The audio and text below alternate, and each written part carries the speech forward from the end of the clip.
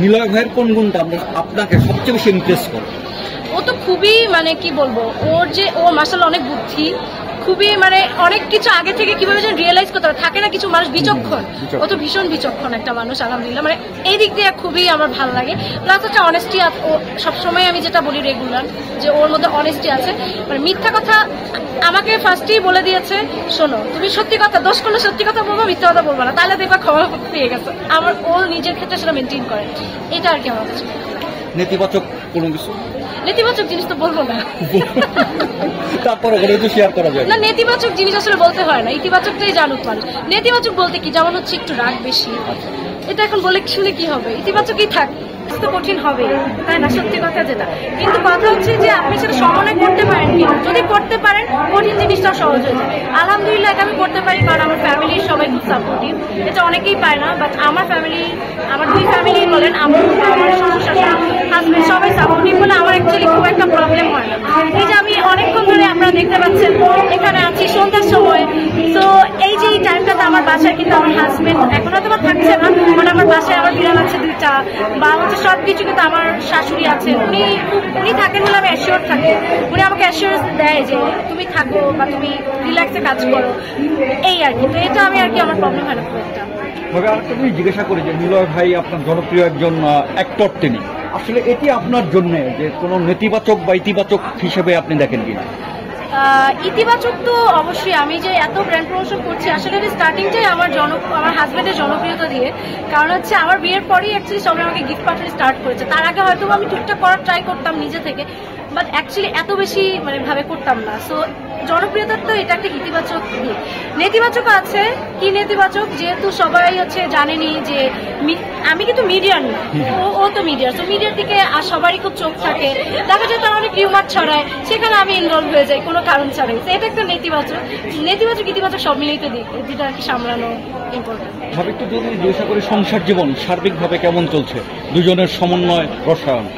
আলহামদুলিল্লাহ সব ভালোই চলছে। এটা আসলে ইদানিং এতটা ব্যস্ততার জন্য, আমরা আগে অনেক ছবি দিতাম, ভিডিও করতাম, বাট সেটা করলেও এটা পোস্ট করার সুযোগ পাচ্ছি না, সত্যি কথা যেটা। কিন্তু আমাদের খুব রিসেন্ট আমরা একটু ঘুরতে যাবো এক জায়গায়, সেটার আর কি প্ল্যানিং চলতেছে। সমন্বয় তো সবসময় ভালো, এটা তো পার্সোনাল বিষয়, যদিও ভাবে ডিপলি বলা যাবে না, তবে আমাদের ঠিকঠাকই সব ঠিকঠাক আছে। আমরা ঘোরাঘুরি করি প্রত্যেক দিন, আমাদের অনেকটা টাইম একটা থাকে না মি টাইম বা আস টাইম দেওয়া হয়, এটা আসলে সেটা তো আমি কাউকে বলতে পারবো না। যেমন আমি কি কি করলাম সারাদিন দিয়ে ওকে বলতেছি, ও ওটা বলে, এই টাইমটা আমরা পারফেক্টলি পাই, এটা নিয়ে আমাদের কোনো প্রবলেম হয় না। বলি যে আসলে নিলয় ভাইয়ের প্রসঙ্গ আমরা টানছি, সেই সাথে আপনার প্রসঙ্গ করছেন, সে আসলে তার যে জনপ্রিয়তা, এই জনপ্রিয়তা আপনি একজন স্ত্রী হিসাবে, তার একজন অর্ধাঙ্গী হিসাবে আপনার জন্য কতটুকু উপভোগ্য অথবা উপভোগ্য না? দুইটাই আসলে, প্রতিটা জিনিসেরই আসলে খারাপ ভালো দিক আছে। তো ইন্ডিভিজুয়ালি বলতে পারবো না যে হ্যাঁ পুরোপুরি উপভোগ্য, পুরোপুরি উপভোগ্য না। প্রথম কথা, আমার হাজব্যান্ডকে এত মানুষ ভালোবাসে, এই যে আমাকে এসে বলে যে আপু আপনার হাজব্যান্ডের আমি অনেক বড় ফ্যান, আপনার হাজব্যান্ডের আমরা শুভাকাঙ্ক্ষী, এটা তো অবশ্যই একটা ভালো লাগার বিষয়। অনেকে হচ্ছে গিয়ে দেখলে খুশি হয়, তো এটা একটা বিষয়, কিন্তু এটা ভালো লাগারই বিষয়। তো এটাতে আমার তো কোনো প্রবলেম নেই। বাট মাঝে মধ্যে দেখা যায় যে কোথাও যেতে পারি না, কোথাও গেলে আমরা ঘুরতে পারি না, খাওয়া দাওয়া করতে পারি না, তখন একটু বিড়ম্বনায় পড়ি। বাট এটা খুবই কম টাইম, বাট এর বাহিরে তো সবসময় ভালোই লাগে। এই যে আমাকে কতজন এসে বললো যে আপু মুখের ওই নাটকটা দেখেছি, এই হয়েছিল, তো সবাই কত সুন্দর করে দেখতেছে মনোযোগ দিয়ে, বা এটা আমার কাছে ভালোই লাগে। আপু যদি একটু জিজ্ঞাসা করে আপনার প্রসঙ্গে, যে আপনার ভীষণ ক্যারিয়ার হিসাবে আসলে ব্র্যান্ড প্রমোশন কোন জায়গায় দেখতে চান, নিজেকে আসলে কোন জায়গায় শেষ পর্যন্ত নিতে চান? ভিশন যদি বলি, আসলে আমি পড়াশোনা করছি তো চারুকলা, মানে হচ্ছে home economics art and career স্টাডিজে, যেটা মেইনলি চারুকলা টাইপ সাবজেক্ট। তো ওইটা আমি জানি না ওইটা আমি প্রফেশন হিসেবে নিতে পারবো কিনা, বরঞ্চ ব্র্যান্ড প্রমোশনই আমার কাছে মনে হচ্ছে হয়তো বা এটাতে আমি প্রফেশনে আগাতে পারবো। আমি অ্যাকচুয়ালি অনেক প্রফেশনই ট্রাই করেছি, আমি জার্নালিজম করেছি, আমি নিউজ প্রেজেন্টেশন অনেক কিছুই করেছি। হ্যাঁ, তো সব কিছু মিলিয়ে আমার এই জিনিসটাতে আমি দেখা যাচ্ছে যে অনেক টাইম বেশি ধরে আছি, বা অনেক বেশি এনজয় করছি। আমার কাছে মনে অনেক বেশি কমিউনিকেশন স্কিল বাড়ে, অনেক মানুষের সাথে পরিচয় হয়, এটা আমার কাছে ভালো লাগে। যদি সুযোগ হয় হয়তো বা এটা আমার প্রফেশন হিসেবে থাকবে, নেওয়া হবে। আর আমি যদি নিজেকে দেখার সাথে আসলে প্রফেশনের সম্পর্ক আমার ক্ষেত্রে নাই, আমি নিজেকে দেখতে চাই এমন একটা জায়গায় যেখানে সবাই মিলে খুব সুন্দর করে এমন জায়গায় থাকবো যেখানে কোনো টেনশন থাকবে না, না টাকা পয়সার চিন্তা, না থাকা খাওয়ার চিন্তা, রিল্যাক্সে সবাই মিলে ফ্যামিলি মেম্বার্স নিয়ে থাকবো। এটা হচ্ছে আমার ভিশন, সেটা হোক বাংলাদেশে বা হোক কোথাও, এটা হচ্ছে আমার ভিশন। ভাবি আমি অন্তত জানি যে আপনি আপনার লেখালেখির হাত ভালো, তো আচ্ছা, লেখালেখির ব্যাপারটা আসলে চলমান রাখবেন কিনা বা সামনে লেখালেখি নিয়ে আপনার কোনো পরিকল্পনা আছে কিনা, বইটইয়ের ব্যাপার আছে? ছোটবেলা থেকেই লেখালেখি নিয়ে পরিকল্পনা, বা সেটা আমি কিছুই করতে পারি না। আমি ছোটবেলা থেকেই লেখালেখি করি বা হচ্ছে কবিতা লিখি, আবৃত্তি করি, তো এইসবের সাথে সাংস্কৃতিক অঙ্গনে এইসব দিকটা আমি আর কি সম্পৃক্ত ছিলাম। কিন্তু কোন একটা কারণে ব্র্যান্ড প্রমোশন শুরু করার পর আমার লেখালেখি অনেক কমে গিয়েছে, তো ওইটা আসলে আগের মতো অত এক্সপোজ করা হয় না। তো ভবিষ্যতে আমি জানি না, এখন যদি আমি একটা বই বের করি সবাই আমাকে নিয়ে হাসাহাসি করবে। আপনারা অবশ্যই জানেন রিসেন্ট ইস্যুগুলোতে সবাই বলবে যে একটু ফেমাস হলে সবাই বই বের করে ফেলেছে। এখন আমার সেই সুযোগটা আসলে নাই যে আমি নিজে থেকে একটা বই বের করে ফেলবো বা কোনো কন্ট্রোভার্সি ক্রিয়েট হোক, এটা আমি চাই না।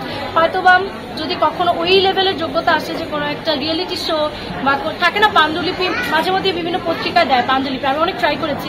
ছোট মানুষ ছিলাম তো, তখন তো বাবুদের লেখা কেউ নেয় নাই, বাট পরবর্তীগুলো ট্রাই করা হয়নি। হয়তো ভবিষ্যতে সেরকম ট্রাই করে যদি সিলেক্টেড হয় সেভাবে বের করবো, নিজে থেকে আলাদা করে বের করবো না। আমার অ্যাক্টিং স্কিল খুবই বাজে। অ্যাক্টিং স্কিল বাজে, এটাকে আপনার নিজের মনে হয় নাকি আপনার? আমার মনে হয়, আমি জানি, আর সবচেয়ে বড় কথা আমি তো করতেও পারবো না, এই আর কি থাকে না।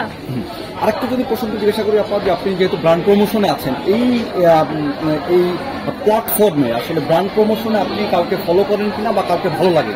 আমি আসলে অনেককেই ফলো করি, কারণ আমি তো এখানে আসলে নতুন, সত্যি কথা যেটা, আমি তো পুরনো না। এখানে অনেকে আছে 7-8-9 বছর ধরে করছে। আমি তাদের স্ট্র্যাটেজি ফলো করি, তাদের কথা বলার স্টাইল ফলো করি, যাদেরটা এক একজনের থেকে এক একটা ইন্ডিভিজুয়াল, কাউকে সবকিছু না।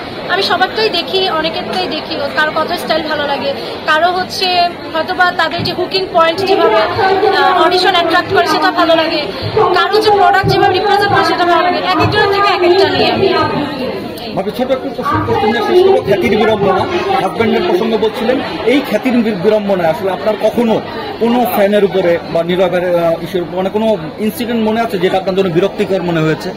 হ্যাঁ, সেলিব্রিটি ক্রিকেট, ওইখানে তো আমরা খুব ইম্পর্টেন্ট কোন একটা বিষয় নিয়ে দুজন কথা বলছিলাম, অনেক ইম্পর্টেন্ট পার্সোনাল কোন বিষয় নিয়ে একটা কথা বলছিলাম, আর সিরিয়াস মোডে হঠাৎ করে কেউ দুজন আসলো, আসার পরে ওরা হচ্ছে আমাদের ভিডিও করতেছিল।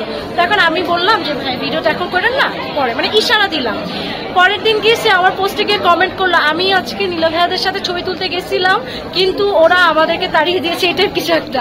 আচ্ছা, আমি বলছি একটু পরে এটা কিন্তু একটা খ্যাতির বিড়ম্বনাই বলা চলে, যে আমরা একটা আমি নর্মালি বললাম একটু পরে আসে, কথাটা শেষ হোক। এই সময় তো ভিডিওটা আসলে করা উচিত নয়, কারণ এটা আমাদের পার্সোনাল কথাবার্তা, অনেক কিছুই থাকতে পারে।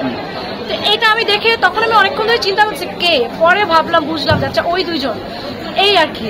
এটা একটা বিড়ম্বনা বলতে পারেন।